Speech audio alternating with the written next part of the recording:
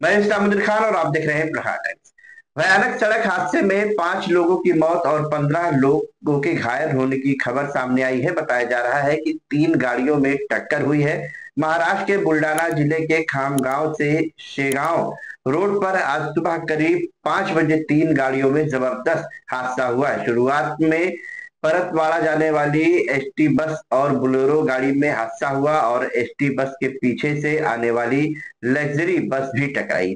घटना में 5 लोगों की मौत और 15 लोगों के घायल होने की जानकारी सामने है। घायलों को निजी अस्पताल में इलाज के लिए भर्ती कराया गया है। प्रशासन ने घटना स्थल पर पहुंचकर घायलों की मदद की और ट्रैफिक भी हटाई गई है। अब रास्ता क्लियर है। कसा अपघात झाला आणि किती दगावले सर यामध्ये? आज सकाळी सुमारे 6 ते 6:30च्या दरम्यान खामगाव शेगाव रोडवरती हायवेवर एस टी महामंडळाची बस जी पातूरला जात होती त्या बसला समोरून एका बोलेरोनं धडक दिली आणि ती धडक बोलेरोनं दिली अत्यंत जोरात होती। त्याच्यामुळे बोलेरोमधले ड्रायव्हर वगळता अन्य 4 जणांचा जागेवरच मृत्यू झालेला आहे।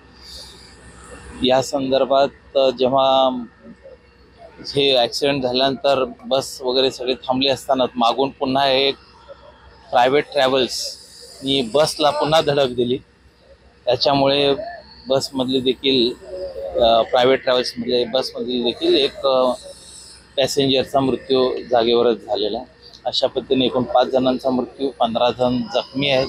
तिघांना आपण अकोल्याच्या हॉस्पिटलला आपण रिफर केलेलं आहे। बाकीचे जे काय आहेत इंजर्ड जे आहेत त्यांना आपण खामगावच्या हॉस्पिटलमध्ये ट्रीटमेंट आपण देत आहोत।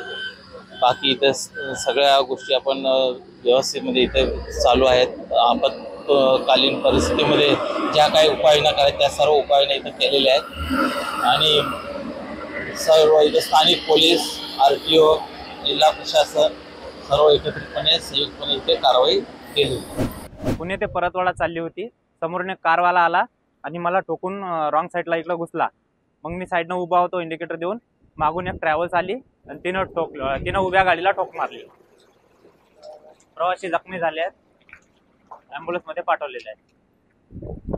काय काय तुम्ही आतापर्यंत इथं माहिती जमा केली, किती लोक गेले काय माहिती पडली? किती गेले माहित नाही सर। माझ्या प्रवाशाला थोडाफार मार आहे, त्यांना दवाखान्यात पाठवलेलं आहे। काय नाव तुमचं? काय नाव? माझं मुंडे, तुकाराम मुंडे।